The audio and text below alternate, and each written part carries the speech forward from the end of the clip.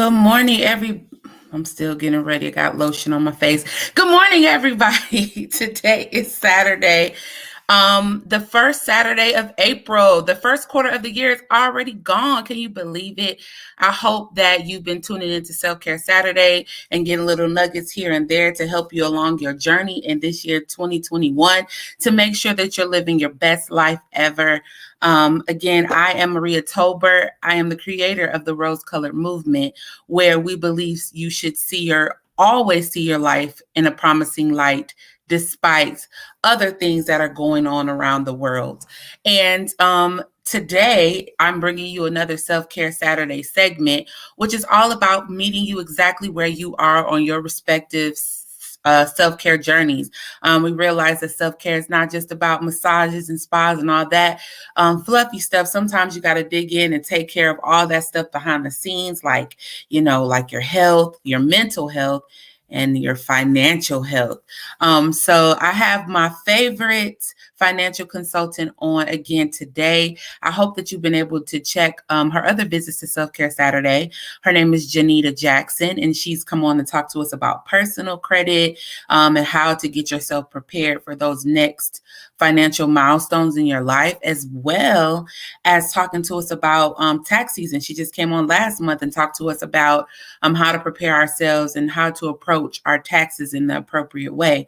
But this week, we're taking it a step further. So we're building upon it. Get it? It was a series. So we're building upon it. And today she's going to drop those nuggets, which she always does, about starting a business or a nonprofit. So if you think about all the things she's already talked about on Self-Care Saturday, it's getting you prepared as the individual for you to start on your journey to becoming an entrepreneur or business owner. And if you checked it out, that Janita just doesn't talk high level. She drops real jewels. So if you are starting a business, you want to stay tuned. If you know someone who is in the process of thinking about or starting a business or nonprofit, you're going to want to share today's Self-Care Saturday so they can get blessed with the information. I mean, listen, it doesn't get any better than this. And so without further ado, I'm going to go ahead and bring Janita on so we can get those nuggets. Good morning. Hey, good morning. Where are you? At the airport? Yes. Listen, you better be tuning in to Self-Care Saturday while you catch your flights. Listen, thank you for joining me. No, thank you so much for having me again. So I definitely appreciate coming on the platform. And I'm excited about today because, like you said, we've been building up to this point. So everybody who's watched the previous session should be all ready for the jewels and gems that we're going to drop today. So if I just wanted to show my face because I may have to go into my math. Okay. I know, because be safe, girl. Be safe. We might need you to come back, and we need you to keep on being able to help us get our lives together in that financial realm. So take care of yourself. But okay. All right. So okay. So with that being said, we're gonna go ahead and jump into it. Now, I know we previously hinted around credit, your personal credit being the start of you trying to get that business credit, or that was the first step in looking towards opening a business. Can we just start there just a little bit, not getting as deep as you did on that Self-Care Saturday, but just reiterating why that is the start of wanting to open a business? So one of the reasons why a lot of small businesses fail is because the individuals who are starting the business do not have access to the income to grow and scale their business. Generally, one of the easiest ways for you to access income, of course, is through your credit. Like, think about it. People who have credit cards are able to leverage the credit line in order to get things they may not have may not be able to afford normally. Like if you want a purse, but your paycheck doesn't provide you enough income to afford the purse, but you have a $300,000 or $500,000 credit line, it then gives you access to additional capital so you could be able to afford to purchase the purse. So take that and just kind of leverage it over to the business side. If I wanted to buy a store, or if I wanted to get access to even, let's say I wanted to start, a perfect example, I want to start an Amazon store because that's really popular right now, right? But I do not have personal access to the capital to be able to purchase items to sell on my Amazon store. If I have good credit, I can then take my credit, purchase the items to sell on the store, sell those, make a profit, and then just pay the credit line off. It just provides you with additional options that you generally wouldn't have if you didn't have good credit. So any business owner, not saying that you need good credit to start, but definitely if you're going to start down that journey, your personal credit should definitely be key. You should be looking at it because it's going to keep you from being able to access business loans and things down the line. A lot of people actually learned that the hard way last year with the economic injury disaster loan. It was credit based. So for those Oh, business owners that didn't have good credit, they were denied. Some people were even denied the loan, the grant, everything based off of the fact that, and they sent out letters that, notating it detailed.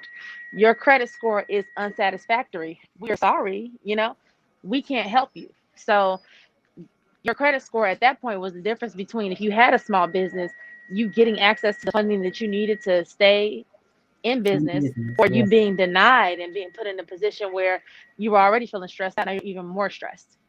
Yeah, so I would tell you guys that if you want to get more information about what her jewels or her suggestions for getting your personal credit in order, I suggest you go back to my previous self-care Saturdays because you gave a lot of pointers on how you can start looking at your credit. Now, when you're saying this from my personal stance, I thought that there was a separation between your personal. I think that's probably what a lot of people think, that it's a separation between my personal financial situation and my business. Is because they always talk about, opening up certain type of corporations or LLCs or things like that so you don't have pass through to you. So I assumed that it didn't go the other way, that my personal financial situation wouldn't impact my business. Am I wrong in thinking that? Like how should you be considering what corporation to start to make sure that it separates you from your personal finances from your business finances? Definitely. Wonderful question to ask. And this is really going to help a lot of people. So generally at the base level, you have independent contractors. Those are individuals that are your 1099 recipients that just work for a job. You're using your regular social security number, and at the end of the year, they issue you out a 1099. You're not considered an employee. They don't provide you with benefits because you're a 1099 recipient. Okay. A step above that is people who say, hey, I want to be a sole proprietorship. I never recommend a sole proprietorship, and this is because as a sole proprietor, you're really not a business. It's really no different than being an independent contractor. The only difference is that you just kind of go on the IRS website and you get an EIN that says, "Hey, I'm a sole proprietor," and so you may have a employer identification number. That's really the biggest difference. And with that employer identification number, as a sole proprietor, you then can go to the bank and open up a business bank account. But at that point, there is no separation between you and your business. You're one and the same, right? Okay. So, um, for people that are talking about generational wealth or legacy building, also not a good structure to go into because you cannot pass the sole proprietorship on. It dies when you die. Oh, okay. Everybody's gone. So, um, then you kind of move on to being a limited liability corporation and or an LLC. Now, this is one of the first business structures that can actually assist you in separating yourself from your business, right? Because your LLC is one entity and you are a different entity. So it provides you with some protections. So if I'm Janita, I'm over here and my LLC is over there. We are not one and the same. So if my LLC does something, you can't come after me and sue Janita, right? You have to sue my LLC because that's where the limited liability comes in. It's Okay. liable for those damages or for whatever complaints that you're trying to bring against it. But me as an individual, I'm still safe from all of that because there's a separation between the two. But I think people need to also keep in mind that separation is only going to be streamlined when you actually are functioning correctly. Because some people get in business, even with an LLC, and you never open a business bank account. Oh, You're yep. still conducting business from your personal bank account. Everything is interwoven and together.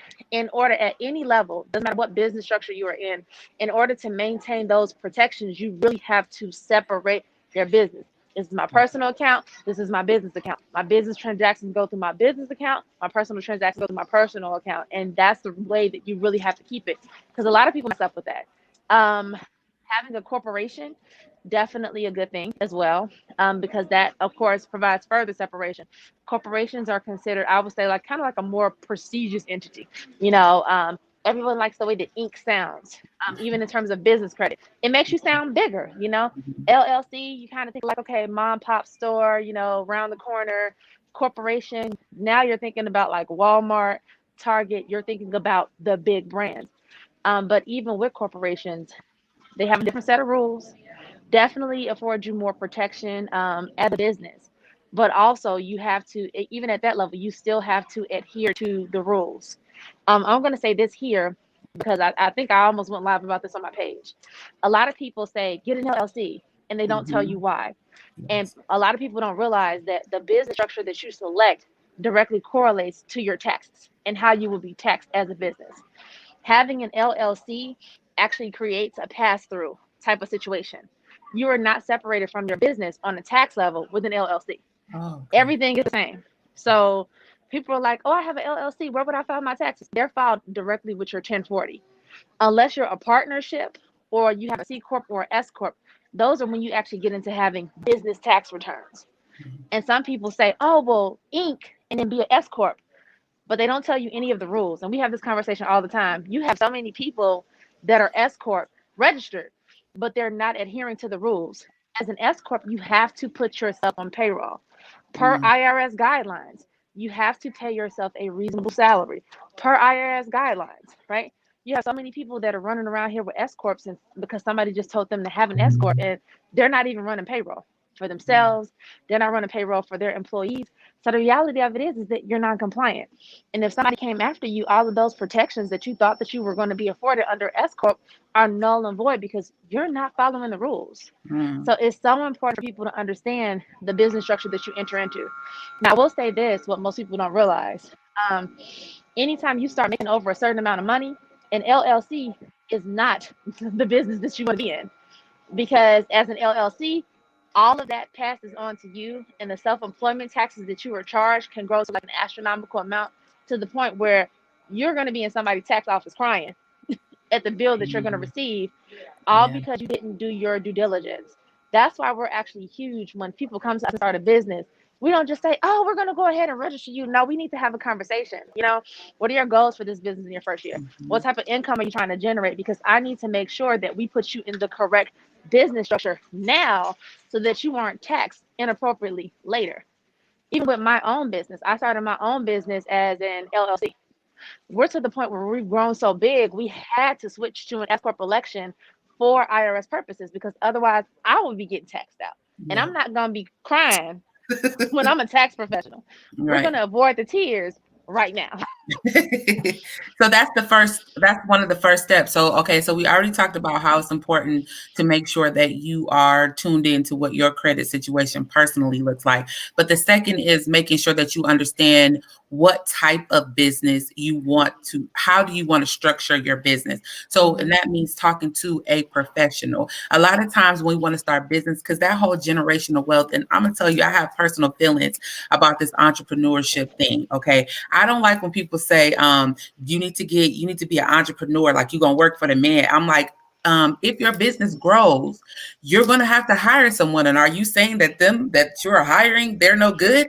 Because everybody's not meant to be an entrepreneur in the way They're that you're not. saying it. Now, multiple streams of income is different. Yes, you should have multiple streams of income, but doesn't mean that you're necessarily an entrepreneur in the fact that they're saying. So I don't like that. We're not talking about that. But listen, if you want to start a business, you have to be professional in stepping into those next steps. Don't just say, "Oh, my friend got a business," and just follow behind them. Like you said, they said start an LLC, get an EIN, and all these things out of order, and not know what you're really getting into. Take the time to invest in a consultant like Janita does and her business, and make sure that you're getting the right advice to set you up. So if you see now, the goal is to be successful. I would assume that nobody wants to start the business to be in small, small success range. They want to grow. And if that is the case, then these are things that you have to seriously consider. So first, personal credit. Second, we're going to talk about actually talking to a consultant to make sure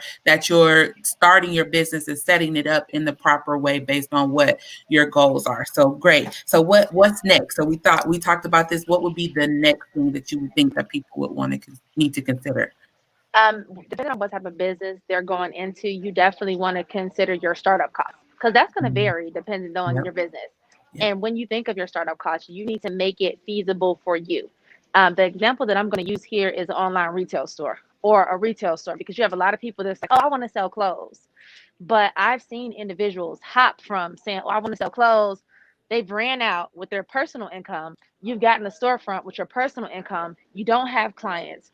You're not advertising. You're not marketing. You don't have a huge following. And now you start a store, but you're putting yourself in a position where now this is becoming a hardship to you because you're using your personal funds to fund your business, and your business isn't bringing enough income in order to cover all of the overhead costs that you've Mm-hmm. obtained. Yep. And so because of that, when you're thinking about your overhead costs, you really want to I mean, they say KIS, you really want to keep it simple. Keep it simple. It's okay to say, hey, I want to start selling clothes, but think about it from a creative aspect. How can you cut costs? Anytime you're starting a business and you're thinking about your overhead costs or your startup costs, what can you cut in the beginning? You can always add on as you grow, but what Right. can you cut at the beginning so that you can get started?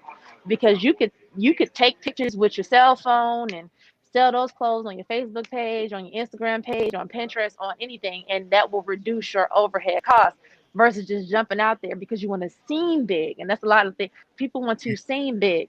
I don't care about seeming big. I don't even care about being popular. As long as me and my bank account have a good understanding, Right. that's the only thing True. that I care about. And so your number one thing is going to be focusing on your overhead costs, because the point of starting a business, let's face it, it's just not to be cute, like you said. It's just not to be an entrepreneur, because everybody's not meant to be an entrepreneur. It's actually to turn a profit. You want Right. to make money in your Mhm. business. And a lot of times you also have to be reasonable, because some businesses don't make a lot of money. Like your first year in business, you may not make a lot of money. My first year in business, and this particular business that I started in 2018, I didn't make a lot of money my first year. We weren't in the red, but we didn't make a lot of money. And I will also say, make sure that you have a good attitude as you're going into it. You got your overhead costs, you're excited, or maybe I can say that for the next point. I'll stop now. I'll say that for the next one. Okay, yeah. So I was gonna say, that is a definitely a good point, is doing your research on the business that you want to start to make sure that you understand what all goes into it. So I just wonder, is it a smart decision to make a formal business plan when you're trying to start a business? Because I know that right now they have a lot of stuff, especially like the For Dummies brand. They have a lot of things to help you step through from like just the regular average Joe, to give you a starting base or a template to use. So Mm-hmm. are you suggesting that you actually go do that business plan before you start getting LLCs, EINs, all that kind of stuff? Is that the number one spot to start, what the overall plan is, or no? I wouldn't say, like, to me, I would say that start your LL, start the business first. You could do the business plan after, but I would say Okay. start the business first, because generally you have a general idea of what you want to do in terms of business. And it's easier to do a business plan when that person has that business name, that person has that EIN, you have a business bank account, you actually know what you're doing because you've started, so you put some actual thought into it. Because outside of that, we're talking about too much from the conceptual phase. In the Yeah. conceptual phase, your business plan could be all over the place, because you can come in saying, I want to sell unicorns, but it's just not feasible. So Right. once we get your business plan down, now the name of your business is, Fabulous Horses LLC. So okay, we're not selling unicorns, we're selling horses. Then you can kind of start niching down. Well, what kind of horses are we selling? And we're selling Arabian horses. And then you can kind of go from there, so that the business plan is actually more tailored to them and it fits. But beforehand, to me, it would just be too all over the place, because you haven't started your journey, so you don't even know what you want to do. So now I'm spending time trying to help you figure out what it is that you want to do. I need an idea to run with. Makes sense. Yeah, I need an idea or something to run with. And there are, like you said, there are a lot of free resources in terms of where people can go, especially now, to get assistance with a business plan. Having one definitely helps, because it helps you put different things into perspective. Like you said, market. From the business perspective, it kind of introduces you to those business terms, and it helps you develop a business acumen, because it's not just the market, it's market research. You kind of look at your competitors, who is doing something like you, and they always tell you, don't reinvent the wheel, but how are you going to set yourself apart from your Yes. competition? That is Mhm. what a business plan like helps you think about, because you don't want to look like everybody else. Because then why am I gonna come to you if it's a Yeah. million of you just sitting right in front of me? What makes you special enough for me to come do business with you? That's a good thing to consider. Because like I said, starting a business seems all glamorous until you actually have to get in there and do the work. It's really not. I've seen a lot of people with a lot of great ideas, but bringing it to fruition is a whole nother thing. And I want to just circle back before we start talking about the nonprofit and just see if there's any other things like from the start, like in the beginning, which we've already talked about a few that someone should consider if they're wanting to pivot into business ownership. Like, what is another thing just from before you even like are in it, like the part we just talked about, before you're to the part of making a plan, all of that, what is another thing that you should be considering before going down the path? Your mindset. Yeah, Mm, I'm always going to tie it back to always. mindset. Yep. You actually have to get your mind right when you're going into business, because you can't be negative. You can't have negative thoughts. You can't have self doubt. You actually have to have confidence in yourself, in your business, in your plan, because there are going to be days when you want to give up, and the only person that's going to be there pushing you in your business is you. There are going to be days in your business where you may feel overwhelmed. There are going Mhm. to be days in your business where you feel misunderstood. And there's also going to be times where most business owners can agree the people who you think will support you 100% are generally the people who do not support you at all.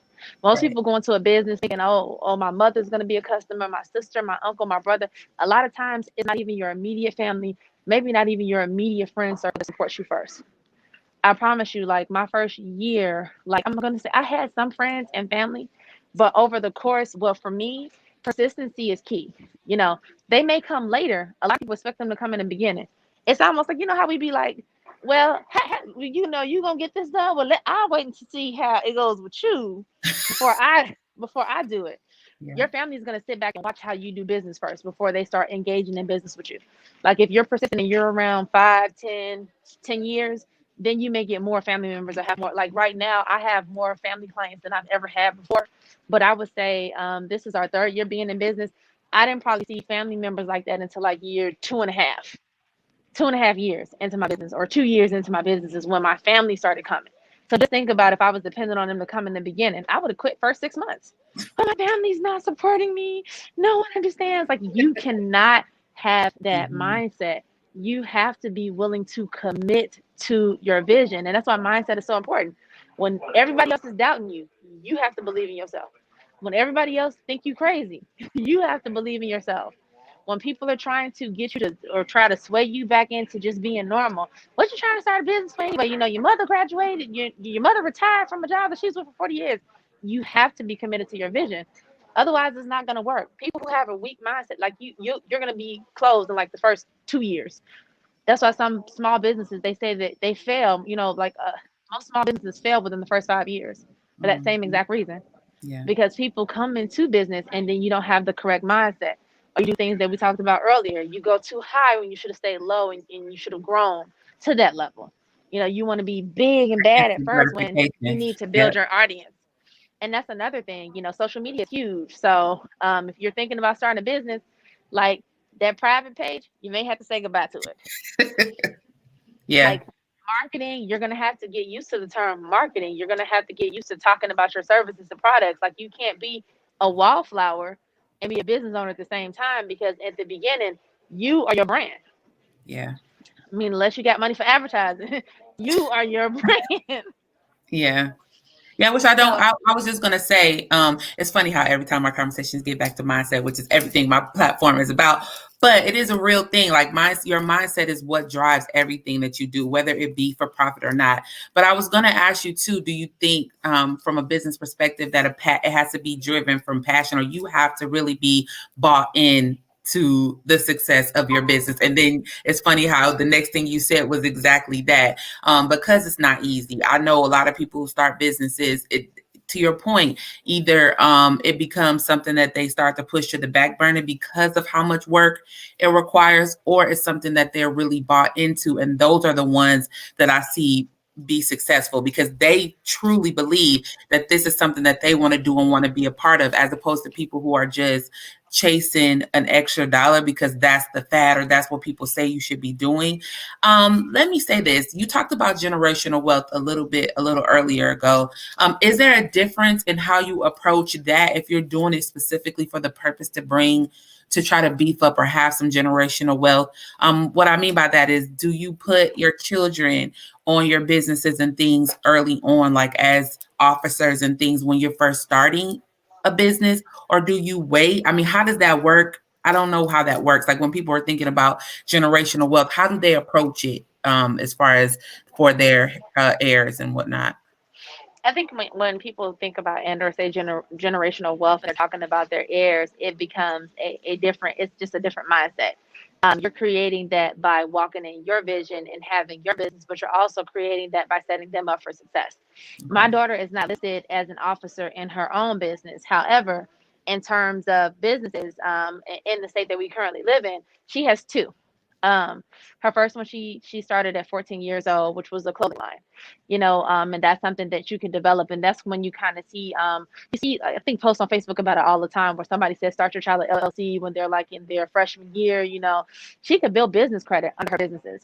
Legally they can't be in her name solely until she gets of age, but please believe when she turns 18 years old, I'm going to be happy to say, you know what, here you go, because at that point they're fully built out. I've made sure that you have a good start with your personal credit, and then you have business credit, and then you have two actively running businesses. That's a part of generational wealth.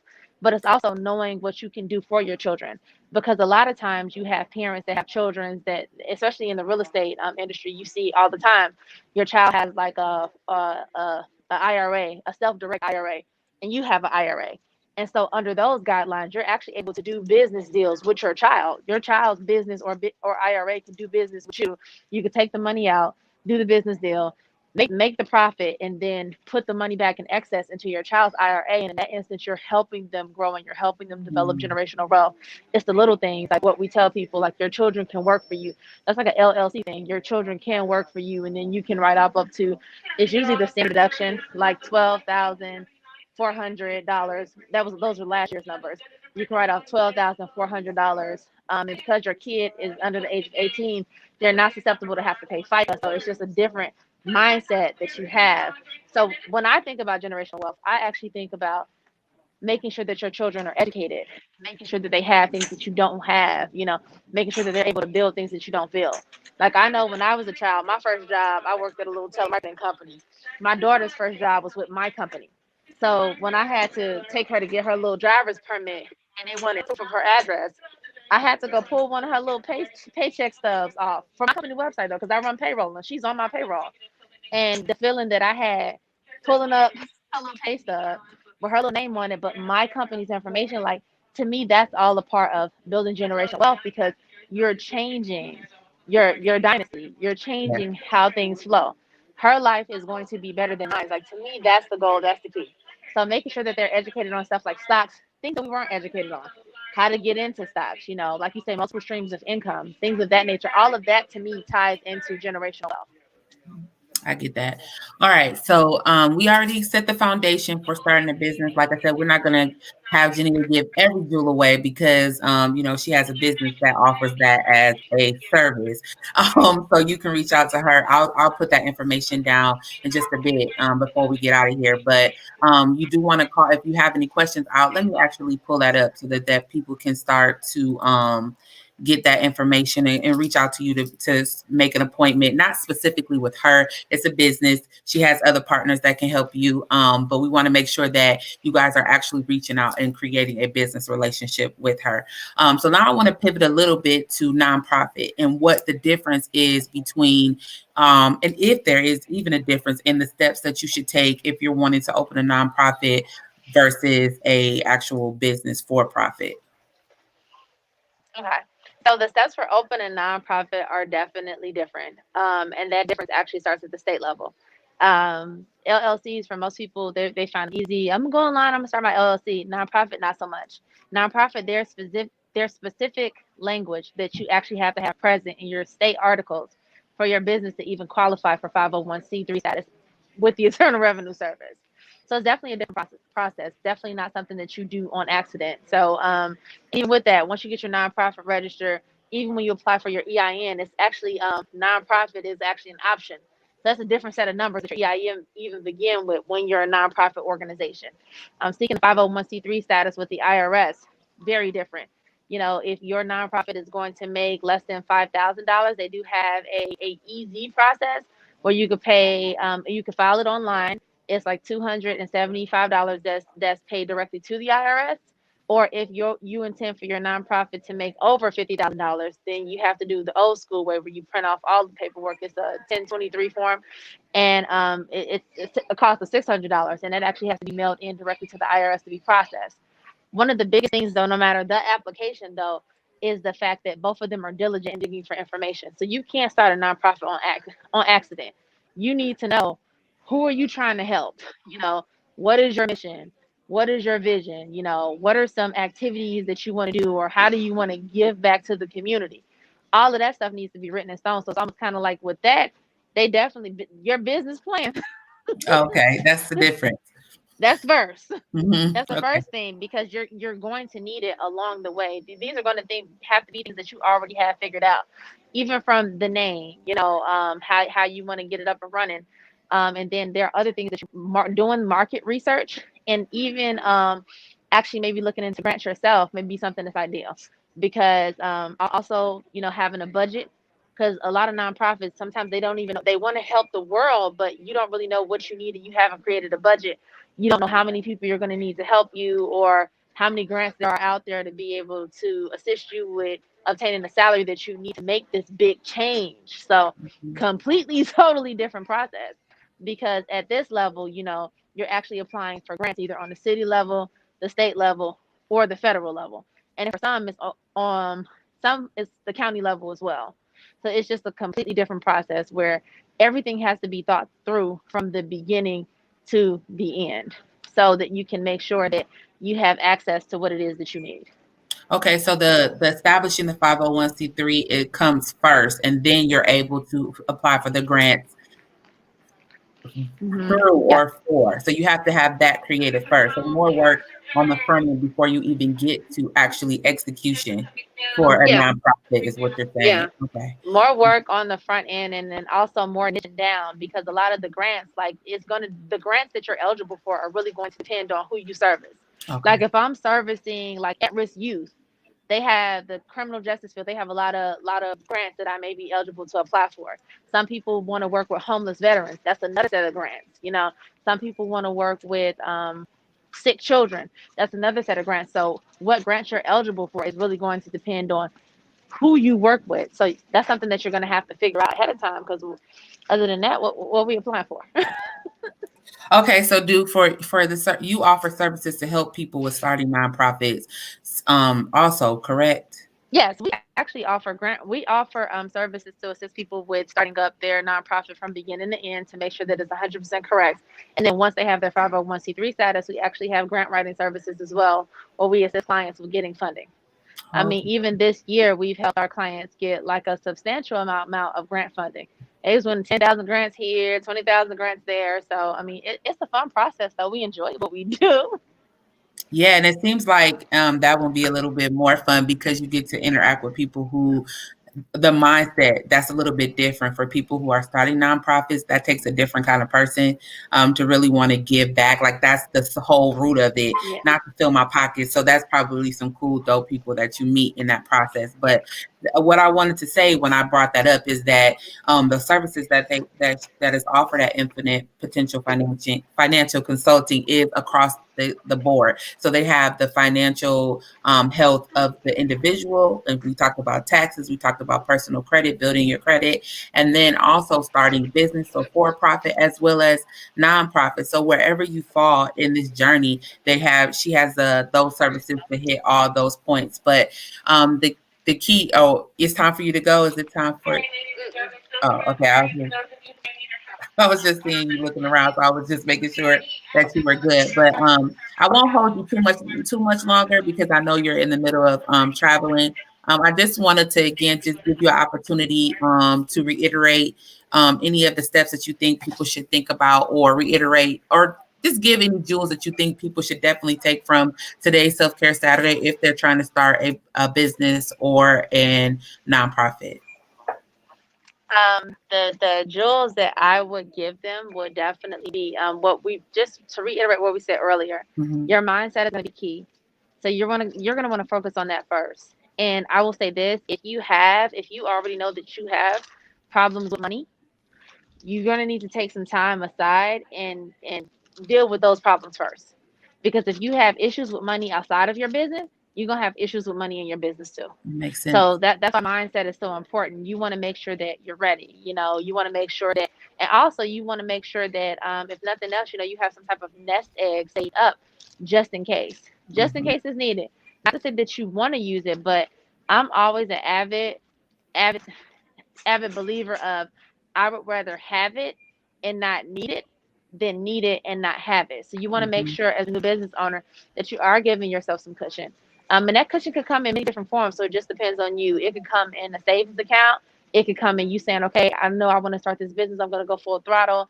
I'm going to, take 3 months, or I'm going to pay up 3 months on a big bill to kind of give myself a little breathing room. Your Mm-hmm. big bill, everybody's largest bill like differs. For some, it's mortgage. For others, it's their car note and their car insurance combined, depending on what type of vehicle that they have. But that's definitely something that you want to consider as you're starting your business and as you're beginning your journey, because you want to make sure that you just have that extra room just in case you need it. We already talked about personal credit. It's okay if it's crappy now, fine, but have it grow with your business. Okay, I'm getting ready to be a business owner. I'm getting ready to, and then model it after who you want to be. Now, then some people don't realize that when you're starting a business, it's not about who I was today. Like when I Right. started my business, it's not about who I am today. It's about who I want to be, Mm-hmm. right? And if you have children, you're going to want to model yourself after having good credit, being financially stable, because these in turn into skill sets that you can pass down to your children and your line. So that in and of itself becomes something that's important for you. And sometimes people are like, how does all this tie into business? It does. And even the reason why we're here, self care Saturday, business owners have to take care of themselves. That's true. Sometimes you may need counseling. Sometimes you may need someone to talk to or a sounding board to talk to. So try to have those things in place. And don't try to be a solopreneur, because that's like the most stressful thing. Even if you start off as a solopreneur, don't try to stay that way for long. A lot of Mm-hmm. people go into business and you're frustrating yourself because you're trying to advertise, you're trying to market, and these are not your strong points. So she's saying drop a gem. I am going to drop a gem. Fiverr, outsource it. Yeah. Go on to Fiverr. There's a lot of things that are available on Fiverr, whether it's a business logo, whether it's somebody to assist you with like a business script, whether it's somebody to write your professional bio for you. They have Mm-hmm. people on there that will help you out with your website. They have people on there that will do professional voicemail. If it's not something that's in your wheelhouse, do not be afraid to outsource it, because I can't do everything. I hired her when we got to the point where we could hire somebody to do social media. I have a social media manager. She manages my business pages. She does my business content, because if I'm playing around in Canva for 8 hours, that's loss of productivity for me. It Girl, is, you're because speaking to me directly. that's not something that I'm good with. My social media manager, she's so talented because that's her field. She takes those pictures, she whips it together, look all nice. She put little sparkles and sprinkles on it, little moving icons, movies. It's multiple things together. Me, I be in camera for 8 hours, and whatever I Don't created compare. don't look nowhere near as good as that. So now my business is looking shabby, all because I want to do it myself. I'm just not that prideful. If people Yeah. know me, if I do not know how to do it, I'm going to ask you how much it costs. It's Mm-hmm. just that simple. Yeah. I don't know how to do it. How much is it? Or if That's the somebody move. says, "Oh, you need to do this," how much do you charge? And I am perfectly. And then this is another thing. Oh, I'm so sorry. I need to include this one. Business owners, as you begin your journey, I need you to take a couple seconds. This is also part of mindset too. Take a couple seconds and please, please, please set your prices accordingly. Okay? Yeah. Set your prices accordingly. Don't think about other people. Stop doubting yourself. stop doubting your self-worth, because a lot of new business owners only set their prices to whatever they feel like they're worth as individuals. So a lot of times when you first start off in business, your prices are low. And then on top of your prices being low, you're trying to compete with somebody. Oh, I need to compete with the, you just need to be you. Mm-hmm. There's no competition for you. It doesn't matter what business you're in. You have something of value to offer that no one else has. You have to walk in that. Because a lot of times you try to have these friends and family discounts, and I will be 100% honest with you. The people that are your friends and your families who you try to give discounts to, they will be the most biggest headaches. They will be unappreciative down the road that you even gave them a discount. And you will wish that you had never even gave them a discount, because it's just like, I just could have charged you full price. It would have been less of a For all the work headache. you making. Yeah. Yeah. True story. So a lot of times we try to do that. So we really need to stop with that. The price is the price. H&R Block does not have a friends and family discount program. We think too little, don't we? We think too little. You don't go Mm-hmm. into Walmart and get a friends and a family discount. They have a discount for their employees. It's an employee benefit.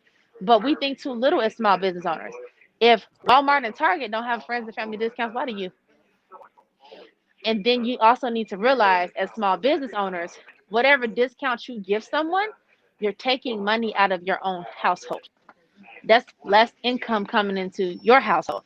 So if you Mm-hmm. have children and responsibilities, you need to keep an eye on that. Yeah, I'm giving you $100 discount, but that's $100 less that's coming into my household for me to be able to take care of my family. Mm-hmm. Yeah. Can you even afford to To be get trying to that. have Yeah. a friends and family discount? It don't matter. Like, to me, if they love you and they support you, they will pay your price at your price and not ask. My friends will tell you, my family will tell you, I do not negotiate about my own business prices. We don't negotiate. Oh, the person down the street is cheaper, then you need to go to them. I'm not going to negotiate with you about my self worth or my price.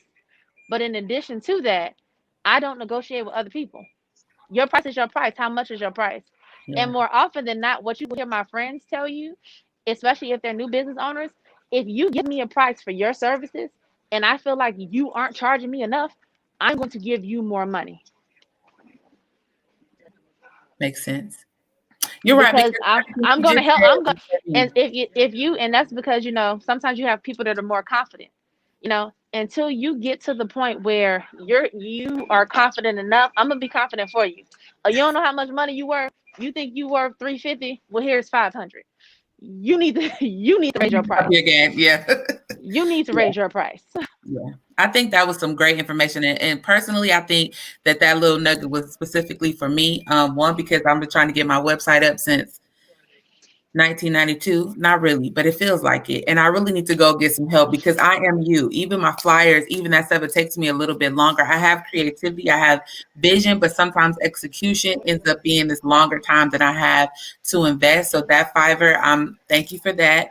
And then in addition to that, prices, because I want to sell merch around my brand. And I'm always like, well, I'll just tick it up a little bit when everybody else is out here selling $40 sweatshirts. And I'm like, well, I'm just going to charge this little amount because I mean, why would they? I don't want them to feel like it's too much. But saying back to your point is that why not? Why am I not valuing what my brand and what I'm bringing?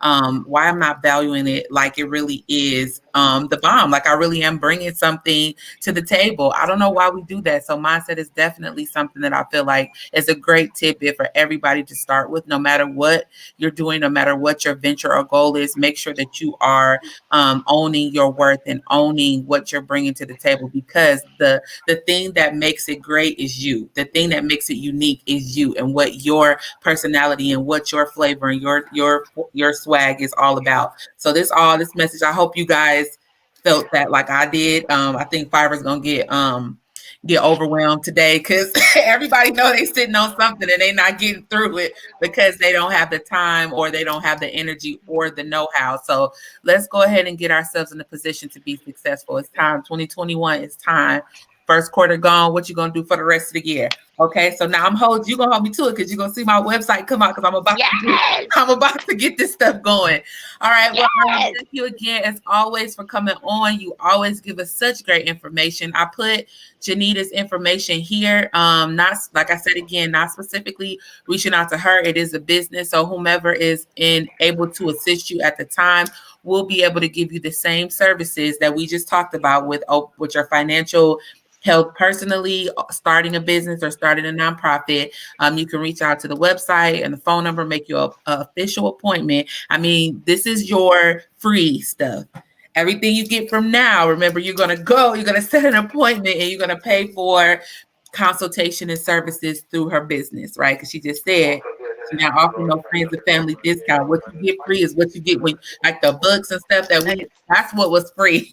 Everything else from now on is your investment into your worth. You believe you're worth it. You invest your time and money into the things you need to be successful.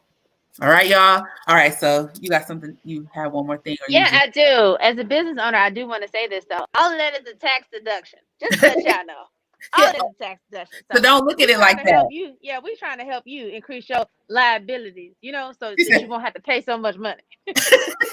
See, it all works out in the end. That's the kind of business financial consultant that you need. Someone who's going to make sure that they're always looking out not only for their bottom line, but yours also. So, you can get that from her. Look at all the stuff she gives away for free. She's going to set you up if you are paying for her services. So go ahead and get that started. That dream, that vision, that business, that nonprofit that you have on the back of your mind that is nagging at you to start and nagging at you to put more energy towards. Go ahead and invest in yourself to get it to that next level. Again, 2021, that's the year. First quarter gone. What you gonna do about the rest of them? All right. I look forward to hearing about all of your successes. Thank you again for joining me, Janita. I hope you have safe travels wherever you're going. I wish I was going somewhere, hopefully soon. All right. Until next time, we'll talk soon and talk about you coming back and dropping other jewels or partnering wherever we can, because it's always a pleasure to have you on. All you viewers, I hope that you guys have gotten something great. And I do advise you to go back and check out her previous visits to Self Care Saturday, because this is just a little icing on the cake of what she has provided to us as far as jewels and nuggets to help us get our financial health in order. So don't miss out on the content. I hope you guys enjoy the rest of your Saturday and your Easter weekend. Until next time, be kind to yourself, but definitely be kind to others. Love y'all. Peace out. Bye, Janita. Bye.